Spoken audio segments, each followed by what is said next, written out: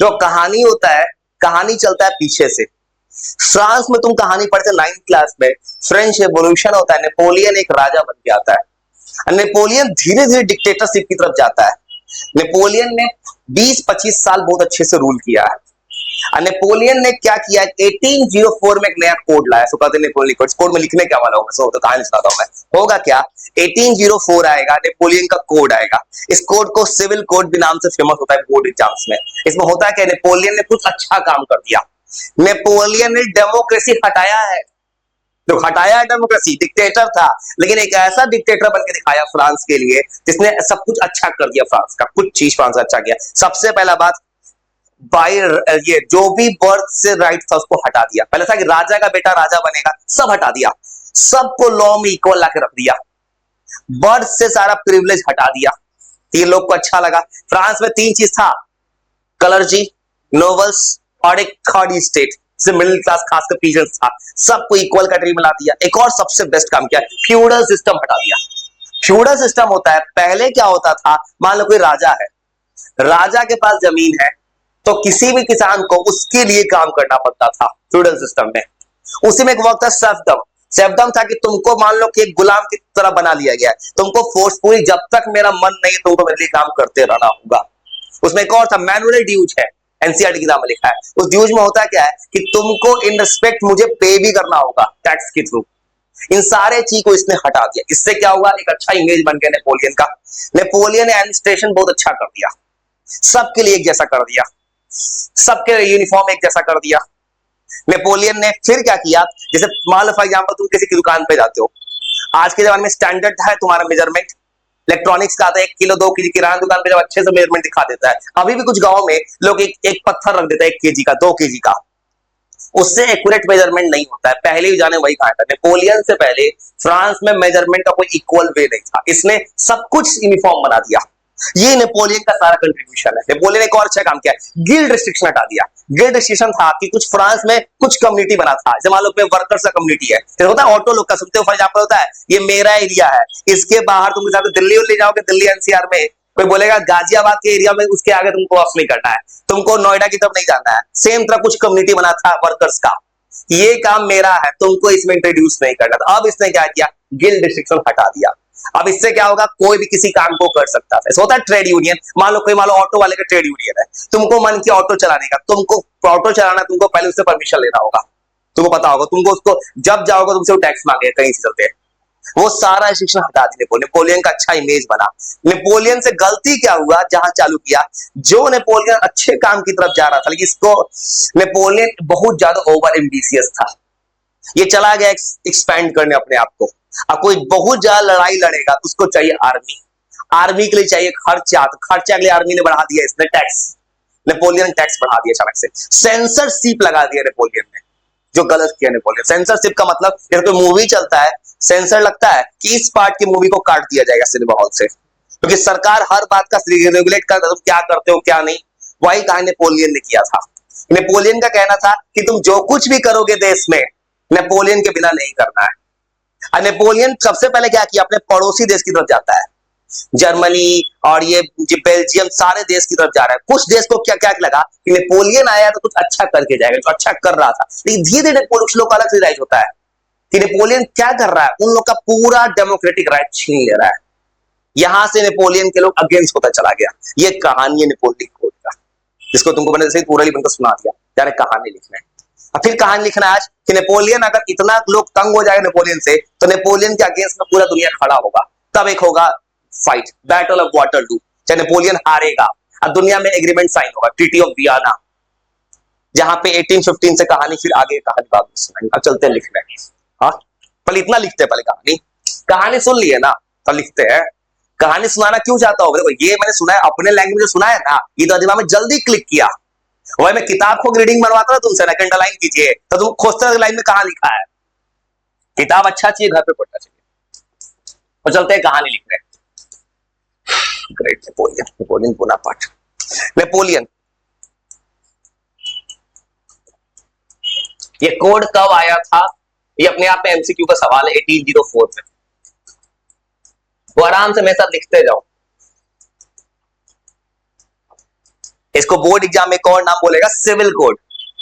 दोनों इसी का नाम बाबू, याद रखना, कभी कैसे पूछता है। सिविल कोड लिखो 1804 का, नेपोलियन ही है वो।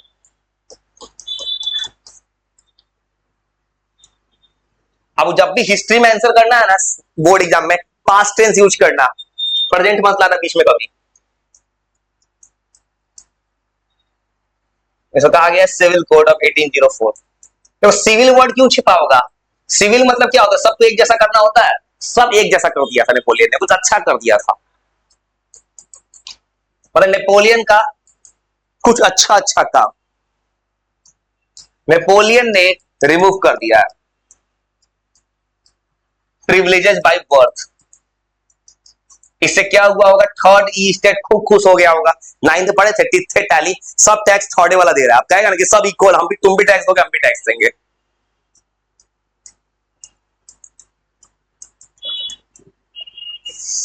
सबके लिए कानून एक जैसा है।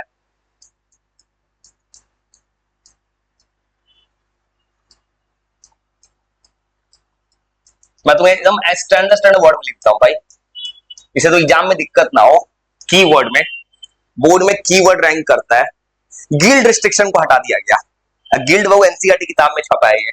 इसका मतलब वही होता है, जैसे होता है तुम 5 आदमी मिलकर वो कम्युनिटी बना दो, अपना एक दल बना लो कि हम मेरे परमिशन बिना कोई कुछ नहीं करेगा, तो तुम्हारे परमिशन को नेपोलियन ने उड़ा दिया। नेपोलियन का ये कहानी है, कोई गुट नहीं बनेगा अलग से।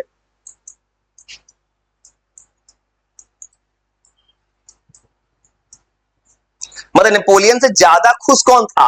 थर्ड ई स्टेट वाला लोग। कलर्जी और नोबल नेपोलियन से कभी खुश नहीं होगा।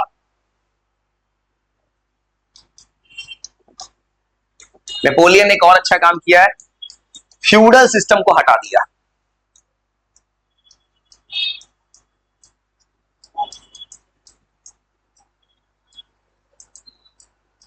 फिर कौन सा हटाया? सेल्फडम। वो तीनों एक ही जैसा वर्ड है।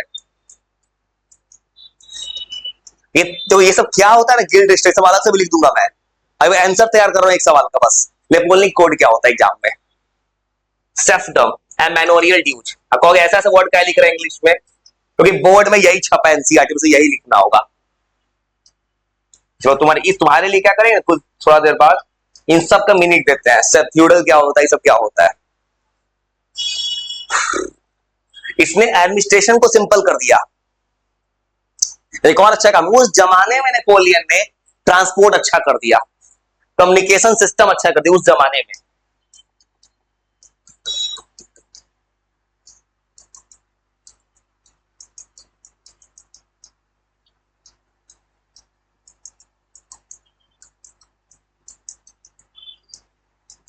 एडमिनिस्ट्रेटिव सिस्टम को सिंप्लीफाई कर दिया, मतलब इजी कर दिया।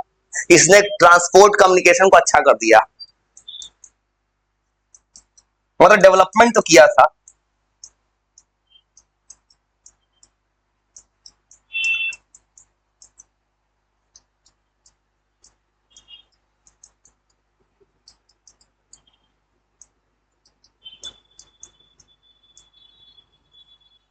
और दो पार्ट, ये सब इसका पॉजिटिव पार्ट है। नेपोलियन ने अच्छा अच्छा काम क्या किया है। अब कुछ गलत काम, जो कि टैक्स बढ़ा दिया, सेंसरशिप बढ़ा दिया।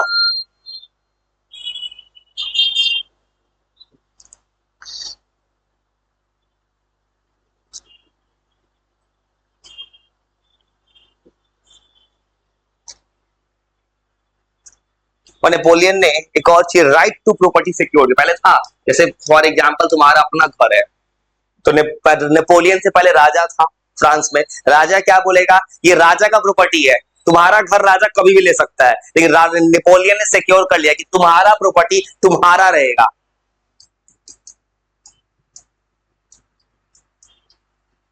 मतलब कोई किसी का प्रॉपर्टी छीन नहीं सकता कोई राजा। एग्जाम में 3-4 नंबर पूछता है, तुम सजा सा लिख देते, कुछ आइडिया रहेगा दिमाग तब नहीं लिख पाओगे एग्जाम में ज्यादा। नंबर 10, नेपोलियन ने एक कॉमन करेंसी स्टार्ट कर दिया। मतलब नेपोलियन का कहना है कोई भी फ्रांस में कोई भी ट्रेड होगा तो कॉमन करेंसी में होगा। मतलब इनडायरेक्टली मतलब फ्रांस को इसने स्ट्रांग बना दिया इकोनॉमिकली।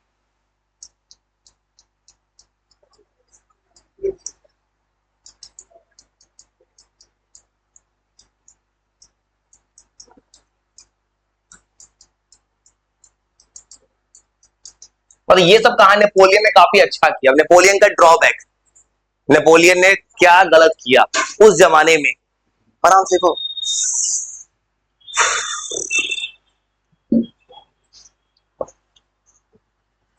तो मेरा एक ही ऑब्जेक्टिव है, तुम ऐसा लिख के देना कि तुम्हारा भला हो जाए, कि थोड़ा सा मैं लिखा हूं पढ़ लोगे, एक बार किताब याद हो गया। चलो नंबर 11, नेपोलियन का गलत चीज, नेपोलियन ने टैक्स बढ़ाया है, टैक्सेशन सिस्टम।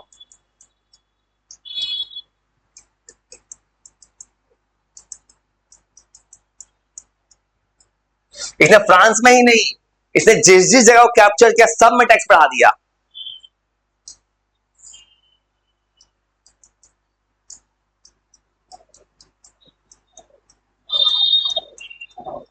मतलब इसने क्या किया था, अपने दूसरे एरिया को, अपने फ्रांस का भला किया, दूसरे को लूट के, अपने देश को अच्छा किया है, लेकिन अब बगल वाले को पूरा खजाना लूट लिया है।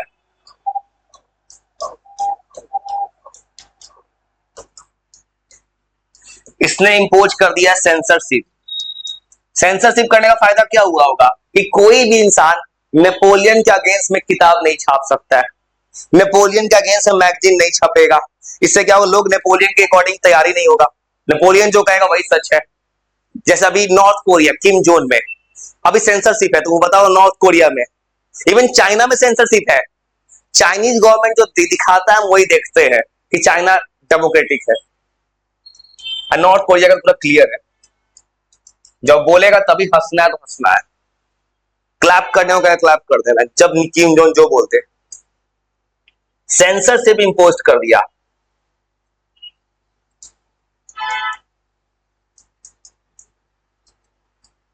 सेंसरशिप किसमें यूज कर, सब कुछ में, मतलब सेंसर यूज किया पूरे कंट्री में, मतलब कंट्री में क्या है कि कोई भी देश, उस देश में फ्रांस में जहां कैप्चर कर रहा था, कुछ भी खरीदोगे कुछ भी करोगे, बिना नेपोलियन के कुछ नहीं होगा। नेपोलियन बोनापार्ट जो कहेगा वही करना है उस पूरे कहानी में।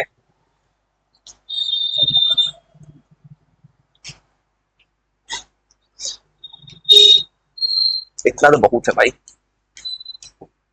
अब नेपोलियन का कहानी, इसने क्या किया, अपने आसपास के सारे चीज को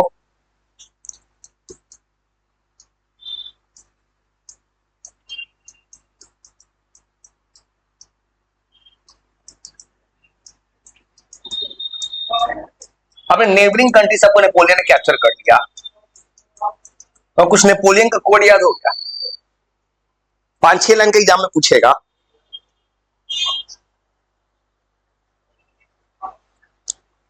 और चलते आगे, ट्रीटी ऑफ वियना।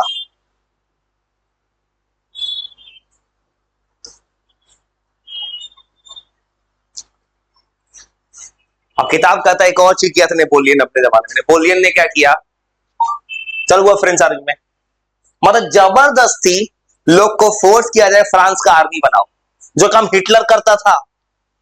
हिटलर ने कैप्चर किया था, क्लास 9 से पढ़ो, उसने भी जबरदस्ती आर्मी में एंट्री करवाया था। अब इजराइल करवाता है। इजराइल में तुमको पता है लड़का है या लड़की, इजराइल में मिलिट्री सर्विस कंपलसरी है सब किसी को, इसने फोर्स किया है। पर इतना तो बहुत है। और तुमको नेपोलियन का पूरा कहानी याद होगा, नेपोलियन ने क्या क्या कर दिया। अब चलते हैं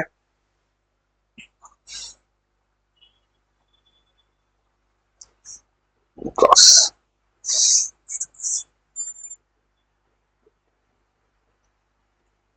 अब नेपोलियन के हारने से पहले फ्रांस में उस वक्त 3 सोसाइटी था। एक एरिस्टोक्रेसी था, एक था पीजेंट्स, और जो कहानी है एक है तुम्हारा मिडिल क्लास। किताब में लिखा है कि मिडिल क्लास का इमरजेंस कैसे होता है। मिडिल क्लास, हाँ हाँ वही तो लिखने जा रहे हैं। उसके बाद नेपोलियन के हारने की तरफ आएंगे, ट्रीटी ऑफ वियना। तो कहानी का एरिस्टोक्रेसी में क्या लिखेगा, देखो एरिस्टोक्रेसी तुमको पता है, इसमें सीधा आ जाएगा राजा, कलर्जी वाला आएगा, नोबल्स आएगा। ये लोग क्या होंगे बहुत लिमिटेड, लेकिन सारा रिसोर्स इन्हीं के पास होगा। इनको दिक्कत कब होगा, अगर तुमको जब तक मोनार्की था, राजा था, तो ज्यादा खुश तो अरिस्टोक्रेट थे। अरिस्टोक्रेट जो कि दूसरे पे पूरा बोझ डाल रहा था, और दूसरा क्लास आएगा पीजेंट्स, जो किताब में देखा। पीजेंट्स तुमको किताब में पढ़ के आओ, इसमें 9th क्लास पीजेंट्स सबसे ज्यादा लोग है और इनके साथ सबसे बड़ा दिक्कत है, ज्यादातर प्रॉब्लम इन्हीं के साथ है, फाइनेंशियल इशू। और एक नया क्लास आता है इस किताब में, मिडिल क्लास। अब मिडिल क्लास कैसे आता है कि धीरे धीरे लोग क्या करता है, इंडस्ट्री आता है, कुछ लोग क्राफ्ट्समैन होता है, डॉक्टर, इंजीनियर्स, कुछ नया नया जॉब्स आता है, वो बनता है मिडिल क्लास। अब मिडिल क्लास ही लोग, यही लोग जाके 9th में पढ़े, यही लोग जाके ये चालू करता है रिवॉल्ट, उसी का एक लीडर बनता है रॉबिन स्पेयर, जैकोबिन क्लब। यहां तो यहां पर थोड़ा सा पढ़ना है सोसाइटी के बारे में, उसका सीधा आ जाएंगे घूम के वियना, ऑस्ट्रिया। एरिस्टोक्रेसी, एनसीईआरटी किताब में लिखा, उसे लिखना पड़ रहा है, एरिस्टोक्रेसी।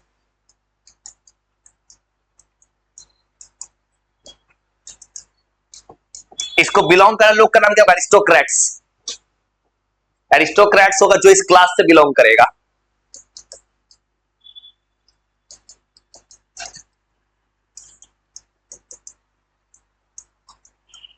ये लोग बिलोंग करता है इस क्लास से, और ये लोग जो थे काफी लिमिटेड नंबर में थे।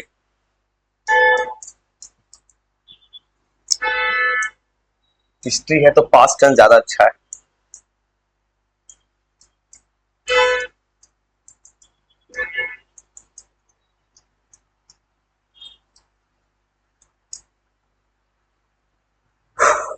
ये लोग पूरे लिमिटेड नंबर में है और इनके पास पूरा रिसोर्सेज। इसमें ज्यादातर कौन हुआ था उस जमाने में, जैसे चर्च का जितना लोग है, जैसे हो गया किंग, नोबल्स, राजा, राजा का मंत्री, इवन चर्च का, कैथोलिक चर्च था उस जमाने में, चर्च का होगा फादर या कैथोलिक जो है, मतलब जो भी चर्च का लोग था, जो तुमको पता है क्लास 10th में चैप्टर है फिर हिस्ट्री में, प्रिंट कल्चर वहां पढ़ना है कि सबसे पहला किताब जो छपा है दुनिया में वो है बाइबल। बाइबल सबसे पहला किताब दुनिया में छापा गया है। गुटेनबर्ग, एक जर्मन साइंटिस्ट जो था, इसने प्रिंटिंग का आविष्कार किया था। ये लोग क्या थे, इनके पास ज्यादातर वेल्थ था।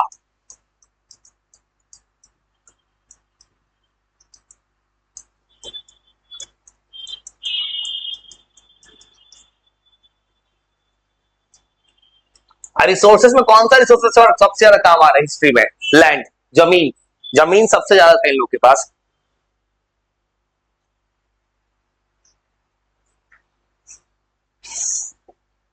और पीजेंट्स, जिनको सबसे बड़ा दर्द था। और फ्यूडल सिस्टम जो है इनके ध्यान लिख देते हैं, उसी को फ्यूडल सिस्टम को ला देते हैं, फ्यूडल को। पीजेंट्स मतलब वही किसान होता है, इसको फार्मर्स को पीजेंट्स लिखता है किताब में, हिस्ट्री में। ये लोग सबसे ज्यादा है और सबसे दिक्कत इन्हीं के पास है।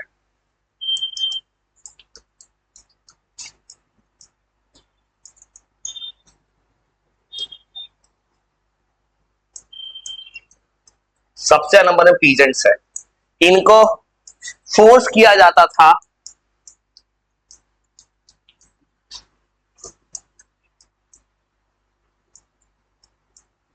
फ्यूडल सिस्टम,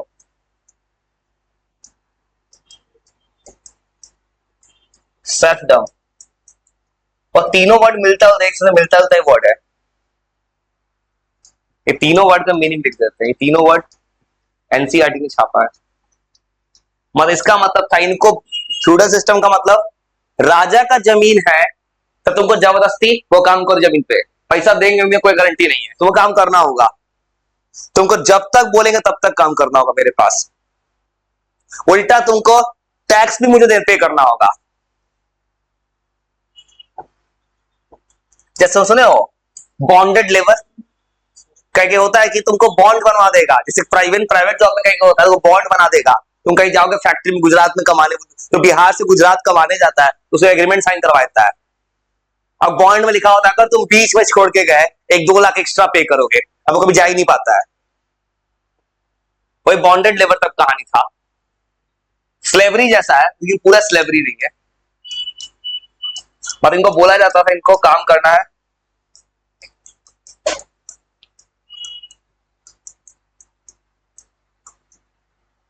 बॉन्डेड लेबर करना था।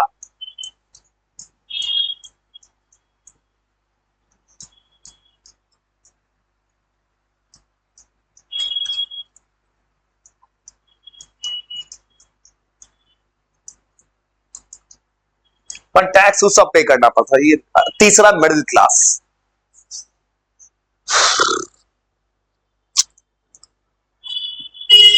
जो थर्ड ई स्टेट बनेगा मिडिल क्लास।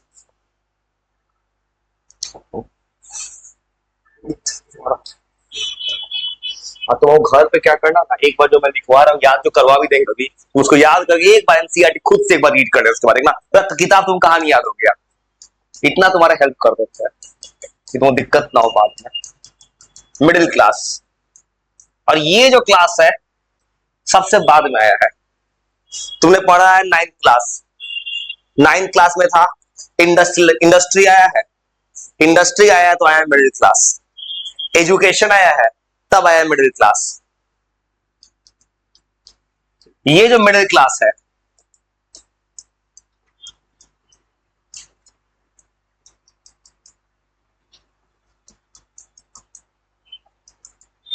इंडस्ट्रियलाइजेशन के बाद आया है। ये इंडस्ट्रियलाइजेशन बोले स्प्रेड ऑफ एजुकेशन जो है कि लोग जैसे पढ़ना स्टार्ट किया तो डॉक्टर इंजीनियर कोई कोई ने स्किल डेवलप किया है। इसमें कौन कौन लोग थे, इसमें थे एजुकेटेड लोग थे, इसमें थे क्राफ्ट्समैन, इसमें थे बिजनेसमैन। मिडिल क्लास में थे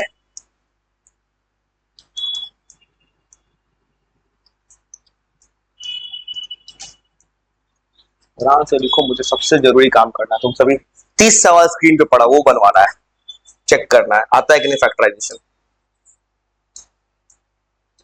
बिजनेसमैन, क्राफ्ट्समैन,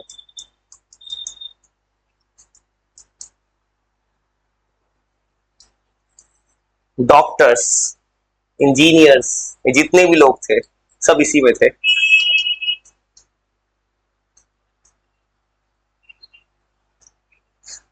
अब मिडिल क्लास के साथ में दिक्कत था। दिक्कत क्या था, वो 9th में पढ़े हो गए, इनको टैक्स देना पड़ता था। तिथ्य और टैली। एक टैक्स लेता था चर्च, एक लेता था सीधा राजा लेता था।